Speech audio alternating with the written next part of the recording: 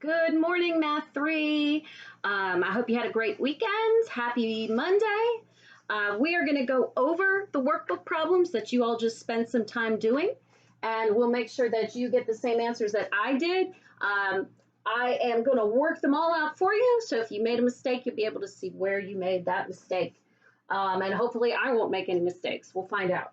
So on page 26, we started with a quick check, A and B. A has this trapezoid, a trapezoid with a height of 4.2 centimeters, and it says B1 is 1.4, B2 is 4.6. So we use this formula, 1/2 times the height times parenthesis B1 plus B2. On the quiz tomorrow, I will tell you this formula. I will give you the formula on the quiz. You don't have to have it memorized yet. So we're going to type into our calculators 1/2 times the height is 4.2 times parenthesis B1 is 1.4 plus B2 is 4.6. So this whole line right here is what I will type into my calculator. And remember to use the parenthesis keys. If you don't have a big scientific calculator like this that has parenthesis keys, you'll have to do this first and get an answer, then multiply it by 1/2 and 4.2. 1/2, by the way, when you type it into your calculator, you can type it in as 0.5. So let's type this in. We have 0.5 times 4.2 times, open parenthesis, 1.4 plus 4.6, close the parenthesis, hit equals, it says 12.6.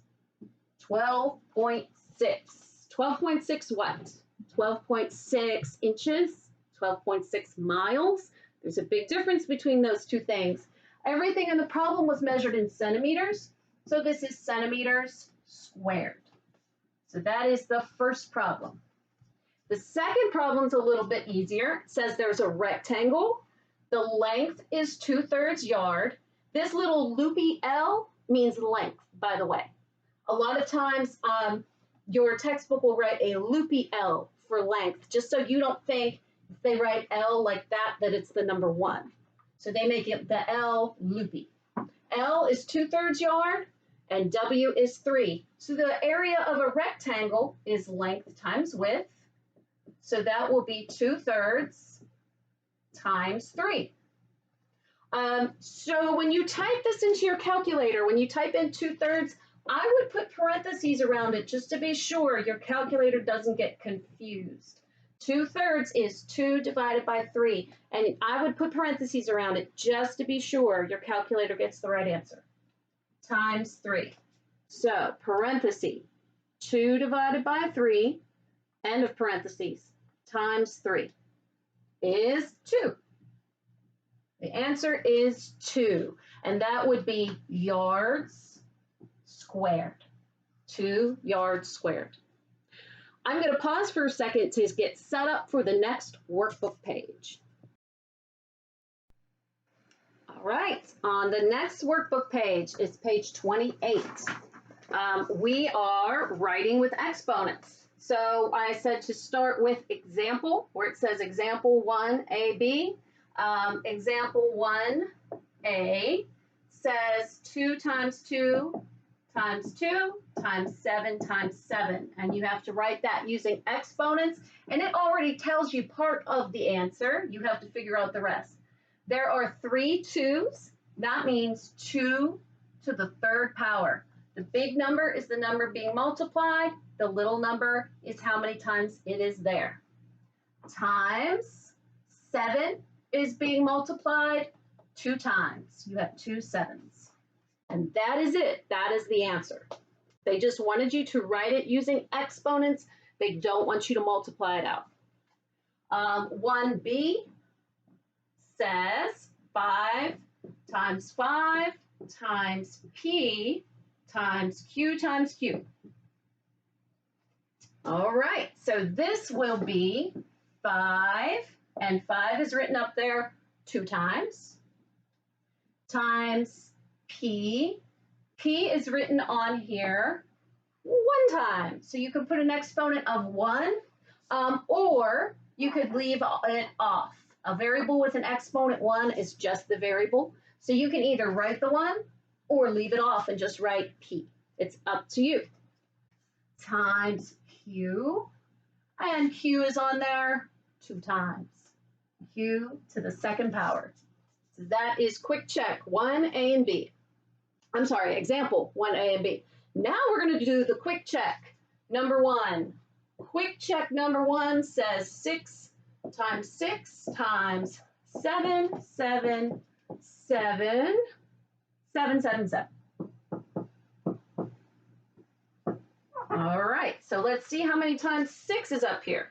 6 is up here 2 times, so that is 6 to the 2nd power times 7, and there are 1, 2, 3, 4, 5, 6 sevens. So that is number 1, quick check. On the next page, number 2, it says examples at the top, and that is example number 2. It says negative 2 to the 6th power equals, and it tells you some things. It says it's going to be the negative of something being multiplied by itself 6 times. It has 6 boxes there. What do you think you put in those boxes? You put the number 2. This exponent only belongs to the 2. That's why they wrote the negative sign once. And then they put 1, 2, 3, 4, 5, 6 boxes. I'm just going to draw lines instead of boxes because it's easier for me. 2, 2, 2, 2, 2, and 2, all being multiplied. And it did tell you to multiply that together. So 2 times 2 times 2 times 2 times 2 times 2 is 64. That's what you get inside parentheses, and then you put the negative sign in front of it. Negative 64.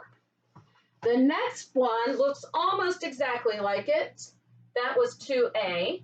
2B says in parentheses negative 2 to the 6th power. When the number is in parentheses, it means you write exactly what you see inside parentheses 6 times.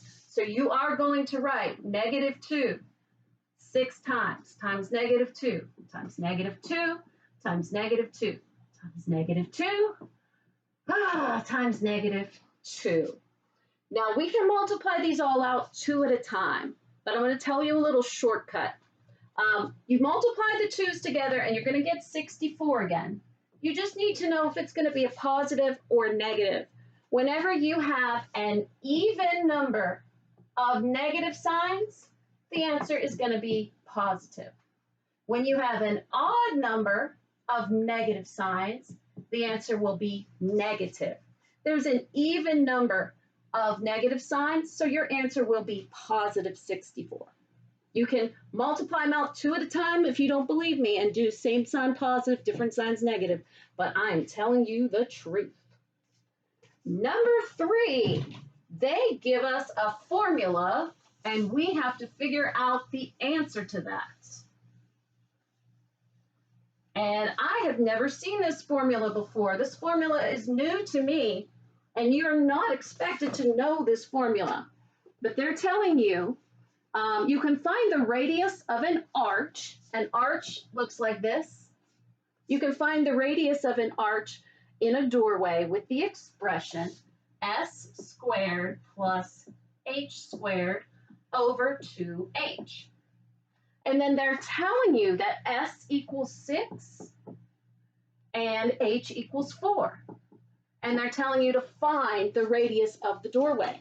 So you just have to take s, you have to take 6 and put it right here where s is, and then take 4 and put it right here where h is. Oh, and down here as well.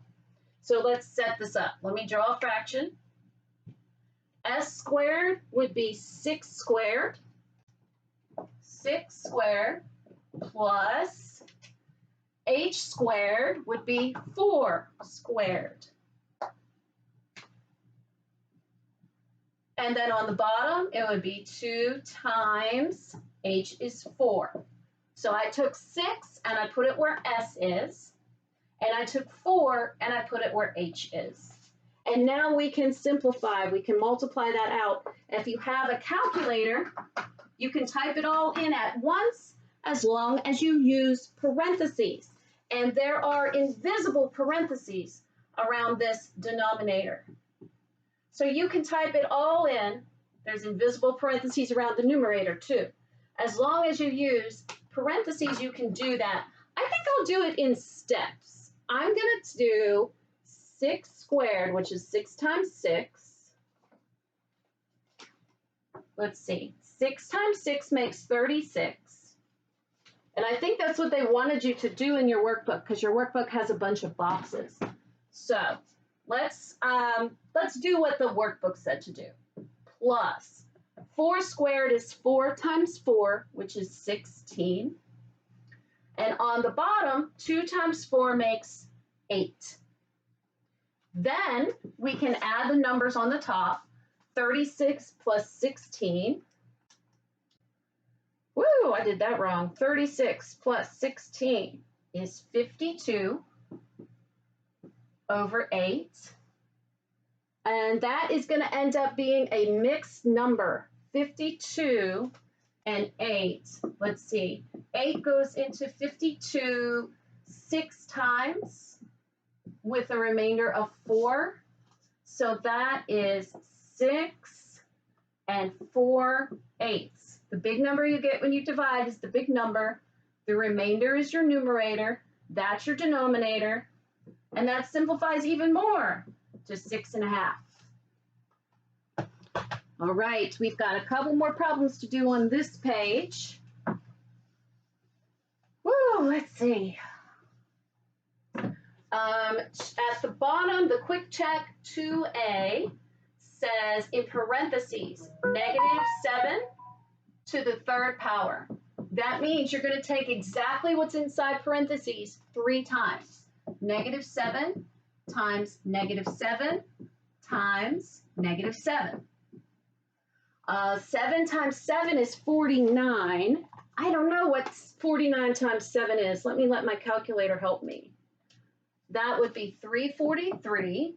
And remember what I told you on the last page, if you have an even number of negative signs, your answer is positive. If you have an odd number of negative signs like we do here, the answer is negative. Negative 343. Okay, what's next? B says almost the exact same thing, -7 to the 3rd power. That means we're going to put a negative sign, and then we're going to take 7 to the 3rd power, which is 7 times 7 times 7. 7 is still going to be 343, and we put a negative sign in front of it. You'll notice that both of these give the same answer this time, and that's okay.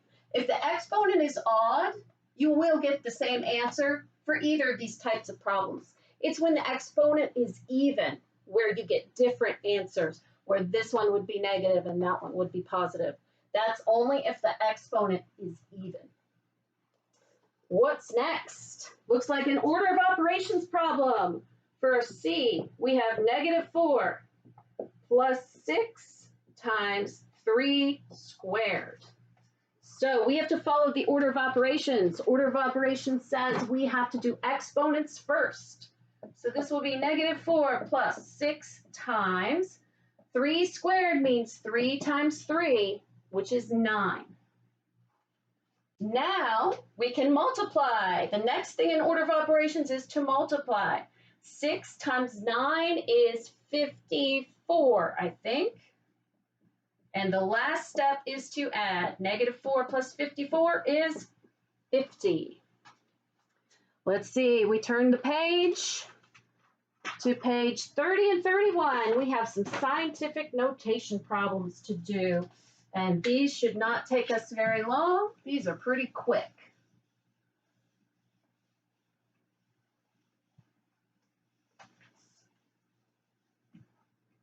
Okay, we have to write in standard form on page 30. We have to write 1.51341 times 10 to the 10th power. We have to write it in standard form. That means we have to move the decimal point to the right because we want the number to get bigger because it is a positive exponent. So we need to go to the right so that this number gets bigger. So we're going to move the decimal point. Let me see. 10 times. 1, 2, 3, 4, 5, 6, 7, 8, 9, 10. What do I put in each of these 4 digits? The number 0. Very good. 0, 0, 0, 0. And let me just write this a little bit neater. 1, 5, 1, 3, 4, 3, 1, 0, 0, 0, 0. You can go back when you're done and put in the commas as long as you make your commas look like commas and not like decimal points. If you go back and put commas, make sure they're long enough that they look like commas. So that is the answer. For the quick check, number 1, it says to write, let me get my blue marker, 7.66 times 10 to the 6th power. That is the area of Australia in standard form. So we have to move the decimal point to the right 6 times. Since this is a positive exponent, that means this is a big number. We want the number to get bigger, so we'll move the decimal point to the right 6 times. 1, 2, 3, 4, 5, 6. So once again, just like in the last one, I happen to be adding 4 zeros at the end. This is 7, 6, 6, 0, 0, 0, 0. You can put in the commas as long as you make them look like commas. Last page, we have to write some numbers in scientific notation. For number 2, it has the diameter of Jupiter is 142,800 kilometers. So to write this in scientific notation, you take the decimal point, which is back here, and you need to put it in between the first 2 non-zero numbers. So we're going to move the decimal point from there to here. This answer is going to be 1.428. You can drop the zeros. You can write them if you really want to, but you don't have to. Times 10. And see how many times we move the decimal over. 1, 2, 3, 4, 5 times. We move the decimal point over 5 times, so it's 10 to the 5th power. And that is a positive 5 because this is a big number. Positive exponent equals big number. A number that is bigger than 1. Let's take a look at the next example. The next one deals with negative exponents. And it says 2.45 times 10 to the negative 5th power. 2.45 times 10 to the negative 5th power. We have to write that in standard form. We need to move the decimal point over 5 times, and we're going to need to move the decimal point so that we will end up with a small number, a tiny number, a number that is less than 1. So we will do 2.45. We'll move that decimal point to the left so that we get a teeny, tiny, itty bitty little number. 1, 2, 3, 4, 5. The decimal point is here now. Put a 0 in each of those digits. The answer is 0.0000245. You can put a 0 in the ones place if you want to, but you don't have to.